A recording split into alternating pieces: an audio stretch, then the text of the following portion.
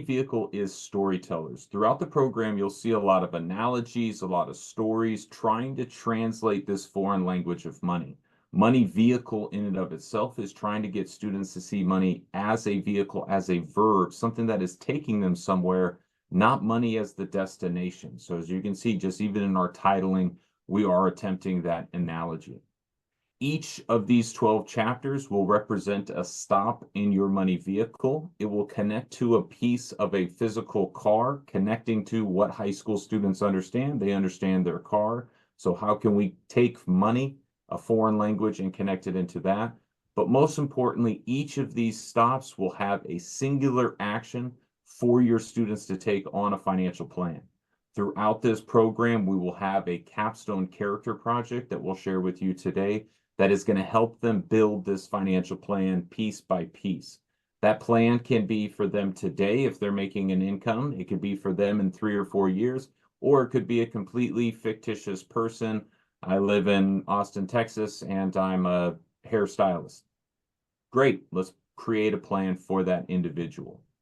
So as we look at the 12 topics, 12 chapters, the first is going to be, how do we even get into our money vehicle? Well, we need our keys. Those keys are going to represent our income. Now, while we're not exactly a career preparedness class, we do have a great dashboard that is going to be available for them to walk through different occupations, different paths, different lanes.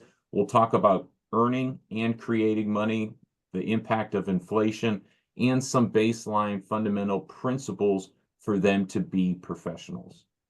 As we take that next stop, this is going to be plugging into our GPS. These are our goal setting chapter. We got to know where this journey and this plan is going. You see our acronym RICH, that is reachable, individual, controllable, and happy goals. These are not, I want to be a mega money millionaire goals. These are 1 week, 1 month, and 1 year goals. That is the purpose and the hope for your students. What can I set to go and achieve here in the near future?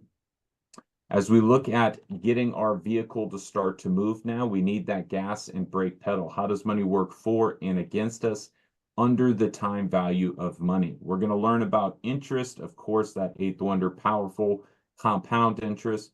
But we're going to ask your students what type of or they are. Are they a spendor, a savor, or an investor based on how long they look at money? And as we talk that brake pedal, we will introduce a loan and how interest and money can work against us. Once we grab that steering wheel, we can make our twists and turns. This is our cash management system.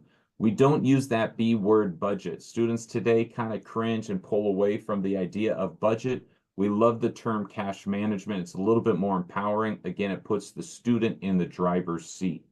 Our cash management system is called the money bucket system. You'll see 5 choices.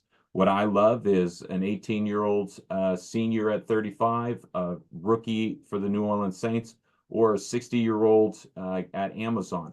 Same 5 choices. You have your society, which we replace as taxes, past, present, future, and your compassion choices. These are going to be fundamental principles throughout the entire program. We will obviously dive and build into each. As you look at the first safe place to park your car, that's going to be inside your garage. That garage represents your financial institution. This is going to be banks or credit unions. I know you have partnerships and collaborations. Welcome them in. We want them to set up these foundational accounts, and you will not do that here at Money Vehicle. We are not an institution. We are not advisors. We are educators. We sell or we give curriculum. So as you look at setting that cash management system in chapter 3, now how do I automate it and make it applicable and go to work? That is going to be found in chapter 4 as you look at those foundational accounts. Again, interrupt me at any time, but also you can wind me up and I just go. As you look at chapter 5, what is that first mistake? The first mistake you make in your car is you forget to check your oil. That oil is going to be the credit of our money vehicle. Our credit cards, and our credit scores. Unlike our good friend Dave Ramsey, which I have plenty of his books behind me, we do encourage the use of credit. Credit is a game, and if we are not playing the game, we are losing the game. So how can we build our credit with a credit card and then introduce our financial reputation, our credit score, and our credit reports. That will be summarized there in Chapter 5. Finally, we get to look under the hood, this engine, the powerful tool that's going to make us go even faster. This is our investments chapter. I know a lot of students want to start here, but it is truly a piece by piece building to this place. But we really want to get them to see an avenue that they can explore. Every student of yours can follow our investment philosophy, be average, index. We're not going to teach them hot stock tips. We're not going to teach them to day trade. We're going to teach them to use that powerful tool of time from Chapter 2 into their investments and really understand that concept. What does it mean to be average and use an index? As you introduce risk in investing, you got to understand how to start transferring risk out of your plan. This is going to be our airbags, our seatbelts, and that is going to represent our insurance. What, why, and how does insurance work? What are the premium and the deductible costs? How does an auto insurance policy break down? We will specifically go through that. And then we'll introduce different types of insurance that you will come across in your plan. Setting that car alarm is our first line of defense against oncoming attackers. This is going to represent our cyber security. We need to have strong passwords. We saw just as of last week, cyber attacks happen each and every day. Our money is virtual, so we need to be able to virtually defend those dollars. I used to get asked a lot why cybersecurity is in this program. As of late, not too many people are asking that question. As we look, I mentioned earlier around the society choice. This is our parks, our roads, our things that we take for granted in our money vehicle represents our taxes. We call it society, and we introduce this chapter on all the positive things that those dollars go towards. And then we respond and answer all those social media posts about why they didn't teach me taxes in school.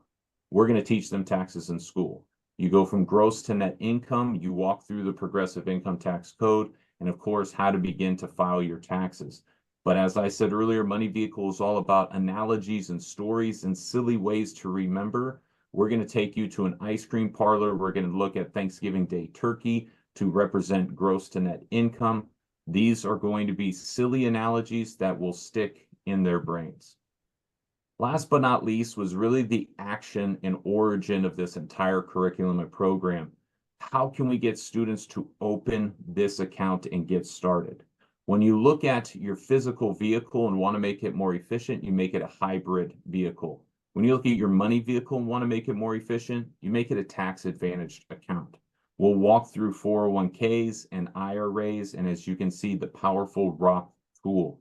If we can get your students to see a Roth IRA as the first and best advantage they have right now, because of the tax advantage, because of the time value of money, the investments, the cash maintenance, the bank, all of the other actions lead up into that singular final action. On the way out the door, the students are going to be able to review and understand their pay stub. Now that they are speaking more of the language of money, they'll see all the pieces of information that will be found in that document.